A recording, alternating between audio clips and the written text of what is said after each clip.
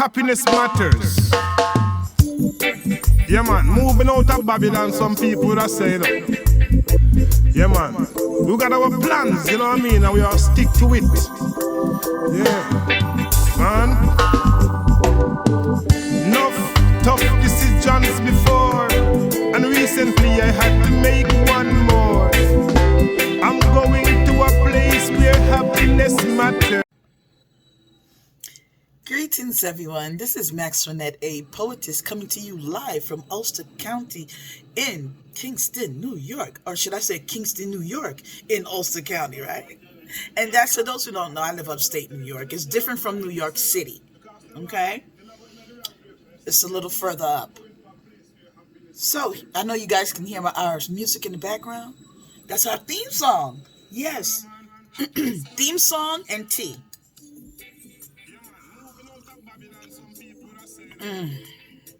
Yes, that's me. Welcome, everyone, to PLOTS Creators Magazine, the podcast. So here we are today. What are we going to get into? What are we not going to get into? Well, we have a lot of things to do. We have a plethora of talents here and creatives from across the globe. And I'm going to highlight them. Yes, the magazine is now live. So we're going to be tapping into, the creativity we have of the people in the magazine and live. We're going to go and knock on people's, screens and monitors and stuff like that, and their phones and their laptops and their tablets or whatever device they're using, and see if they'll come out and play with creativity. How about that? Yeah, I like it. You like it. Stay tuned. So, what is poetry? And I have an article printed out here, actually, from, Heather Ringo and Athena Cash App from the ASCCC Open Educational Resources Initiative. You have to give people credit for their work, And what is poetry? And it says here, poetry is a condensed form of writing. As an art, it can effectively invoke a range of emotions in the reader. It can be presented in a number of forms, ranging from traditional rhyme poems such as sonnets to contemporary free verse. Interesting. And this is it's a very long article. That's just a snippet. You don't need me to sit here and read this for a half hour, right? 20 minutes, right? You all know how to Google and do your homework and look into your own stuff, right? Okay. But we're going to be doing different types of poetry on here, workshops on here, because how people should be writing poetry, how people should be reciting poetry, and exactly what poetry is. And if you talk to many creatives, they'll tell you what is one of the biggest things you can do as a poet, or even if you would like to be a poet or learn to become a poet, and that is to read. And reading is fundamental. Do not misunderstand me by any aspect of what I'm saying to you. You read, expand your knowledge. But you have those people who aren't readers. So what about them? Can't they write poetry? Of course.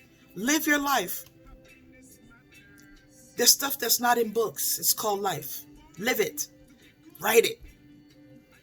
Yeah. So, but the thing is, put pen to paper. Get it down. Get it written. Okay. I'm I guess you call it a freestyle poet. I follow different types of. So if someone says, Maxwanette, could you give me an epiphany? Could you give me a narrative? Can you give me a haiku? Could you, stuff like this? I can pop out a poem. It's not a problem. I can follow the structure that's required or the type. However, I'm a freestyle poet. I just like to write. I just write, and it'll come at any point in time. It feels like I keep something to write, all over my house. Bathroom, bedroom, kitchen, living room, dining, you name it. There's something there that my phone, whatever phones that I ever buy has to be, it has to have a stylus. It has to have notes. I have to be able to, because I'm a poet. And I never know when something's going to inspire or trigger or motivate a poem. So I want to be able to, to pen it. And as well as There are times when I'll get up, I'll be sleeping, and maybe 2, 3 o'clock in the morning, and I have to write. I've written poems in the dark. I do what the poetry says to do. I grab my pen and my paper and I jot it down. And this is important. So no, you don't have to be a scholar. You don't have to read 1,000,000 books to be a poet. You don't even know. Some people don't even are not literate. They're illiterate. They can't even read and write. But they can recite some words to you that would make you wonder. So, and especially people such as these are people you want to assist and get their words written and on pen and on paper. It's very important, or recorded at least. Very, very important. So, we will be doing workshops here. Yes, it's a podcast, but we're going to be doing workshops. And more than likely, you're going to have to attend these workshops through Eventbrite. Yes. So, what do we got on the table today? Woo-wee. Poetry, baby. Poetry. What do you mean? Okay, so here's my book. I have my book, Poetry, Language of the Soul, and The Poetic Storm. See, Volume 1 and Volume 2. Yes. And then there's my mom's book, The Unlimited Mind. I'm so proud of my mom. And I have a plethora of books here, actually, from various poets. I'm going to start, of course, with my own. Why not? Okay, which one do we read, right? You think I would have had this prepared as much as I knew I was coming on. But no. I have a poem here that I read yesterday that I want to read again today because I'm on I have a mission. Part of my mission is to, and my purpose is to help those who can't help themselves. So the homeless is a cause. Homelessness, domestic violence, DV, child abuse, breast cancer, mental illness and well-being. These are things that are big causes to me because they affected my life personally and the lives of people around me, family members, friends, people I didn't even know, just watching people in society on a whole, culturally speaking. Yeah, it left a very profound effect on me. So these are things that I, advocate for and against, atrocities against humanity and stuff like that. And especially when I being a creative that has, and many people can, relate, being a creative that has survived such a abusive and dysfunctional existence or beginning, I should say. It's wonderful to find healthy ways to relieve yourself and find peace and freedom and, just to heal and be a better person. And just so you all know, we're going to be doing quite a few things. We have Sister Josephine Roach. She's a survivor of breast cancer. We're going to be having her on the podcast. We have Sister Dr. Anita Caprice, and she does a lot with empowerment. Tap into your empowerment with spoken word, and she does a lot for domestic violence. We have Sister Michelle Brown. And one thing that I'm very, very interested in what Sister Michelle Brown is doing is because she's working on something that has to deal with mental wellness and the therapeutic methods of poetry and that symbiotic relationship that they have. And I think that's very important that we're working on getting her on. She'll be on the podcast upcoming. And we're going to be doing a segment on that. We will be having surprise guests and people that, can share and people that can share, not only just the experience, but some expertise. So it's all beautiful. But again, we're going to be tackling a lot of different things. Health. We're not here to tell anybody how to eat.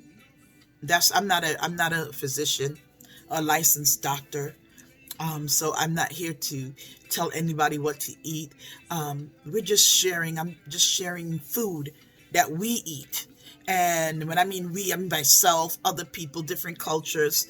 If it's not good for you, don't eat it. I don't know. I'm not going to be sitting here throwing all kinds of unhealthy food up. But I'm saying, what I put up, as healthy as it may be, what if it's something that doesn't agree with you? Don't eat it. Pretty simple. I don't know. But anyway, we'll be doing that because I have a page called Plantain and Peas, and it's about food, and I've been incorporating creatives that can cook. Oh yeah, we have. You see, being a creative does not just mean you have one talent. I mean, just because you have a creative that may have one talent. There's nothing wrong with that. But you also have creatives that are multi-talented. So it's not surprising to me that I may find a creative that can cook, that can write, that can recite, that can act, that can dance, that can sing. You just don't know. You never know what to expect. It's fun. It's fun.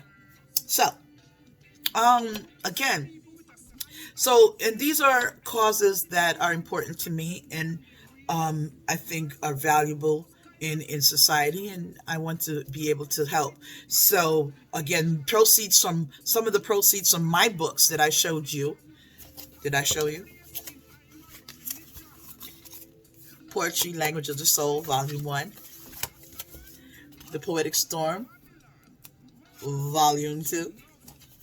And my mom's book, The Unlimited Mind. I was going to say Volume 3. Did you catch that? I was like, I should, right? Might as well. And, some of the proceeds will be going to the causes that I mentioned. It was astonishing to me that I did some research, and I think they said 4.2 million youths, children, are homeless in the United States, and it threw me. I'm not here to tear down what's going on in the United States. I was born here. This is my country. I'm highlighting the issue and hoping that we can find a resolution for it, because there's a lot of things that lead to homelessness. I was homeless as a youth, and I didn't get the help that I needed and the resources. Those things didn't exist for me then. So it led to a life that I wish I didn't have, and these are things that could have been prevented if even things are in place in the system. If even, humanity, not that I'm blaming anyone and looking for anyone to be a rescue, but we have to remember that we're not living in this world by ourselves. How do we pass homeless people and act like they're not there? How do we pass people that are suffering and struggling or going through something and act like, well, there's nothing to do with me? And that's going to lead right into my poem that I was telling you about, that I read yesterday. It's called We Are All Humans. And again, I wrote this poem because sometimes you just see people forget that and treat people less than. I could remember when last year with Hurricane Ian, and my sister and I became homeless through no fault of our own, and along with many other people, and the system in place was deplorable. Deplorable. I could not believe how just old, decrepit, and lacking the resources were. And you had Red Cross and FEMA in there. And it was not good. So, again, I'm highlighting this because I not to tear any of these places and organizations down, because of course when these disasters occur, we want these help, but to remind people that they're human beings behind these things. And the lack of humanity that I saw and experienced, sometimes I don't think about it because it's a place of such negativity and toxicity. These are things that will give you nightmares. So I have this piece called "We Are All Humans," and I'm going to read this piece. I'll recite this piece. Again, it's in my book, Poetry Language of the Soul. It's been a long, hard, and exhausting fight from the beginning. Loss of lives, generations, communities, countries. No one's really winning. Set in place by those who are forever extracting our very essences with tactics of distracting. No love, just hate, taking over the place. Forgetting we are all humans sharing this space. The great divide all over the world. We must rise up, awakening together, forcing the oppression to unfurl. Once, we were so close. I swore the earth stood still, silenced by the energetic passion swimming through my essence. I parted my lips to speak, yet no words were spoken, overwhelmed by the closeness of our existence. Close your eyes. Be still. Conjure my being within your mind, drawing me nearer with each thought. We need not find what already exists. One never knows what the future holds. Living in the now will lead us on a journey without end, and we will be close again. We are all humans. And, again, I think sometimes we forget that. And the things that we do to each other. Right now, the countries in wars, they're all over the place. Countries are in war. Everywhere is war. It's everywhere. Generations and generations of people just being slaughtered, and just, it's terrible. I don't get it. I get it, but I don't get it. I don't like war. I just don't. It's the consistent and the loss of lives that it's just, I don't like it. It's really leaves a very bad feeling. And yeah, hate it. I'm going to look for another poem to read for you all. Let's see what we have here.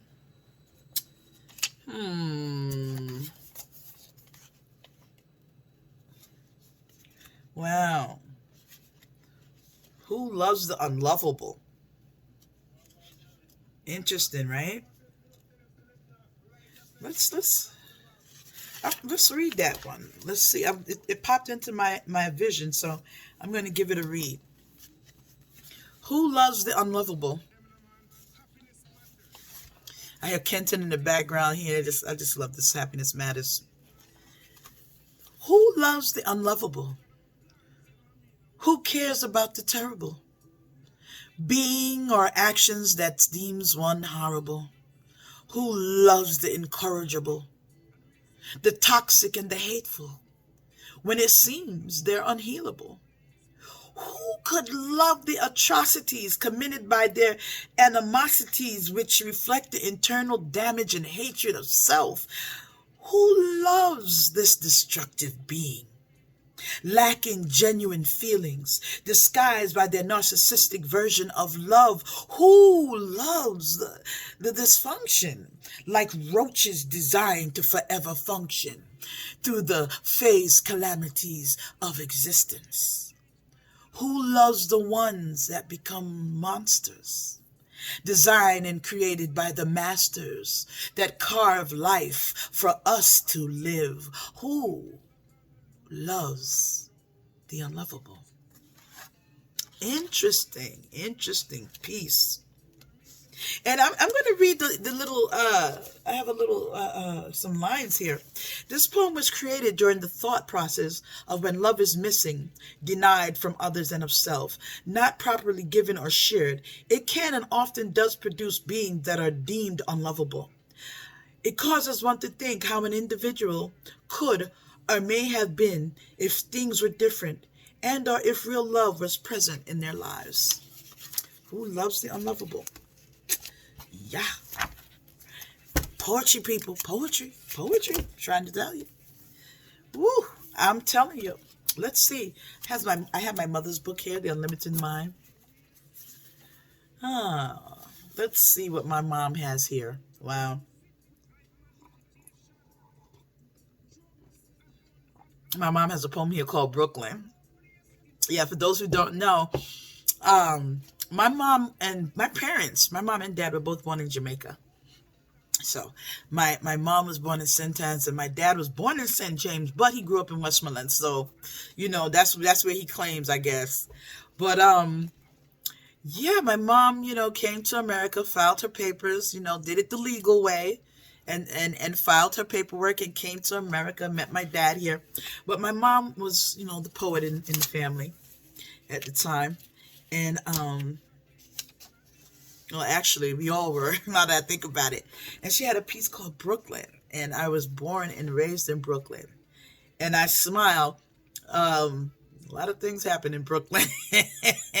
That's going to be something for a future podcast episode. We'll go into the lives of Maxwanette, the journey through Maxwanette's childhood in Brooklyn, the life of the homeless teenager. Dun, dun, dun. It's going to be fun. It'll be enlightening, to say the least. But so she has a piece here called Brooklyn. I'm going to read that piece. In Brooklyn, a variety of trees grow.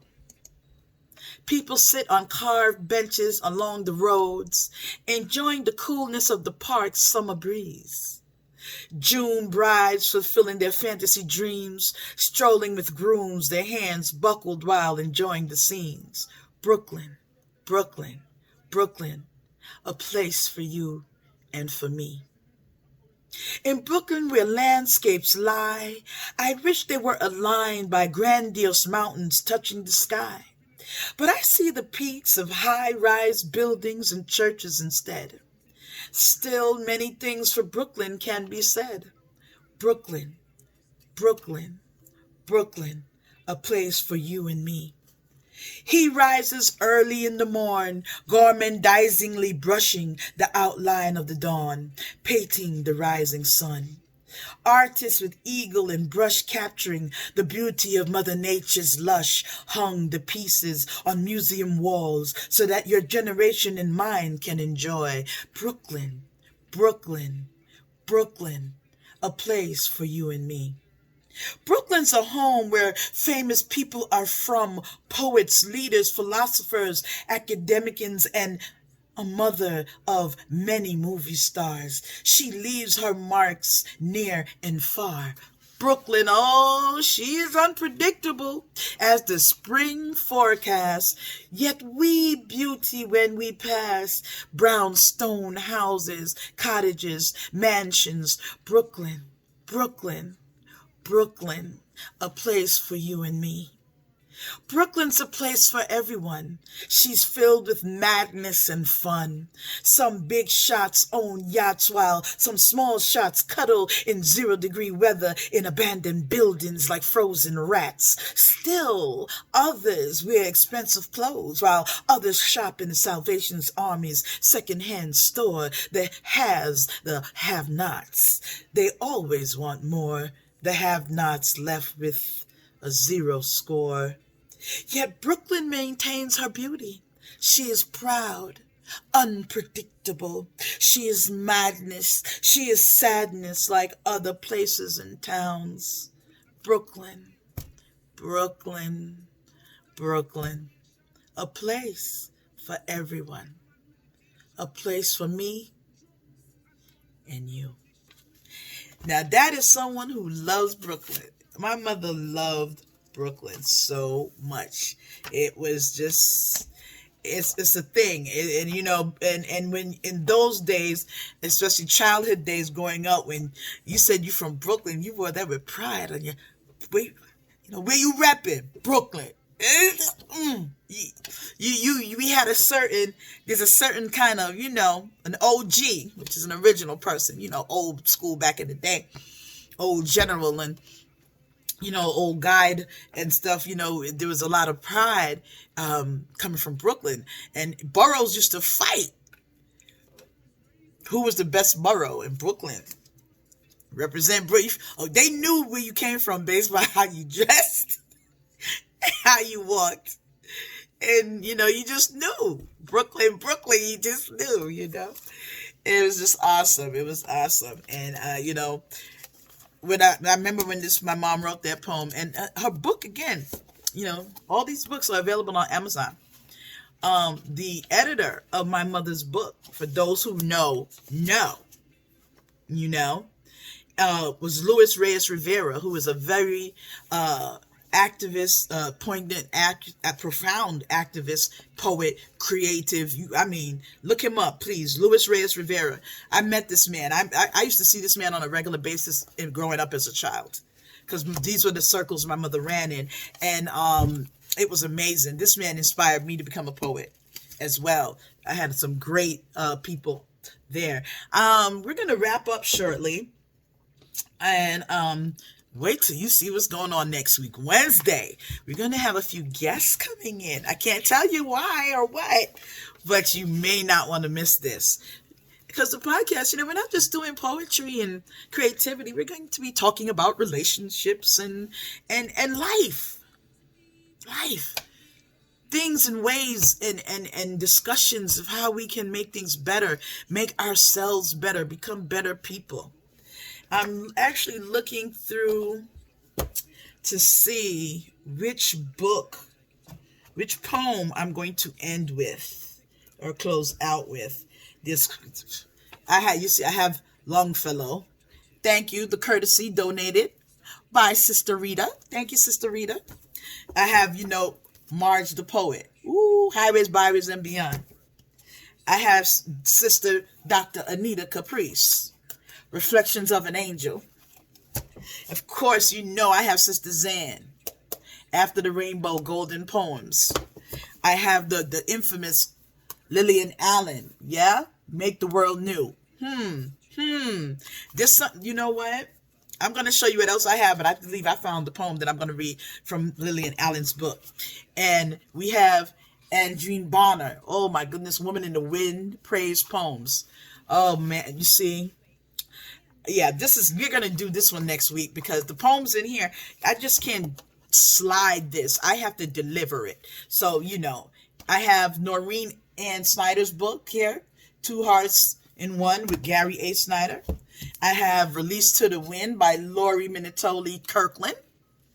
I have, completed poems by none other than Queen Mother Maya Angelou. Yes, indeed. Again, donated by Sister Rita. Thank you so much, Sister Rita. Oh my goodness. Those who don't know, I have a thing for books. It was never surprising to my parents or my mom. I really grew up mostly with my mom in my life until mental illness robbed me and cancer. But again, poetry, look at this. Compositions on Compassion and Other Emotions by Brother Bob McNeil. Awesome. Some of his proceeds from his sales are going to help the homeless. Oh yeah. I have Brother William S. Peters Sr. Unapologetically Black. So yes, I have some works here to read from. And again, if you want me to, I also do book reviews. Yeah, we do that. Yes, we will be reading some book reviews. We'll read a book review next week. So stay tuned, and we're on every Wednesday at 11:45 a.m. Don't miss it. And it's wonderful and it's awesome and we love it. We love it. We love it. So, and there's more. Like I said, if you would like a book review, I do written, I do audio. I do them on the podcast. I do them. I'll send it to Amazon for you or other sites that you may have. That's not a problem. And no, we don't charge. I don't charge to do book reviews. Just send me your books. Send me your manuscripts. If send me your books and then I'll do a book review and do a good one too. I think that when people pay for book reviews, it starts to become, and people do it. I'm not knocking people that do it because, there are people that pay to get their book reviews. I just don't. I accept donations. Don't misunderstand me. You'll see my PayPal and Cash App stuff. I'm going to try to put it all over. And, I do have Zelle as well. We do Zelle. Yes, we're Zellers. And, but I don't charge for book reviews because it tends to taint. And, this is why people don't, they say not to charge because it tends to taint the review. But again, send me your books and I'll put them on the podcast and the magazine. I'll promote them for you, give you a nice review and take it from there. And now here we are, Make the World New. Yes.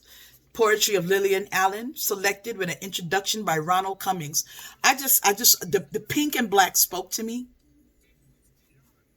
I don't know. I have no clue how that happened. But the title, Make the World New, it spoke to me. And she has a piece here on page 61 called A Poem Against Things. I'm going to read this. There is no other time or place to sing, tear up a book, or write a poem. Land so strange, a dream worked day after day. Another constructed smile, another wretched penny saved. I write poems like a weapon. Oh, why, and when will it end? Thursdays I meet planning protests. Slavery's ghosts rise up, fury in their heads. War dance on Ottawa, Washington. Brothers and sisters wrestle South Africa to the ground, bury apartheid dead. Morning pulls the dawn from deep South African nights, Azania strong and free. There's no other time or place to sing, tear up a book, or write a poem, but here and now. Well, I'm telling you, okay? Make the World New, the poetry of Lillian Allen. Hello. Invest, people, invest. So, this has been wonderful. It has been awesome. And I'm hoping to do this again. I think my tea got cold. See, these ceramic cups are gorgeous and pretty and I love them, but they don't keep my tea hot enough. And I hate cold tea, lukewarm tea. Hate it. You will be seeing me back here with my old thermal cup next week. I like my tea hot. Feeling hot. Okay. We're gonna wrap up. It's that time. We've been caught up. So next week, tune in Wednesday, 11:45 a.m.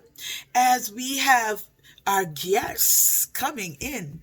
And we're going to do some wonderful discussions and poetry and noetry and flowetry and all that wonderful tree stuff going on that's growing. Yes. I love it.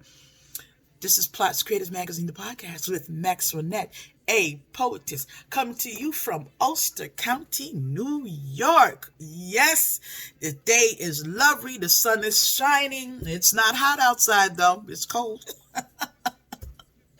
And with that, I'm going to bid you all adieu. And as you all know, I always love to stay and share. We're all in this thing called life together, remember? Namaste.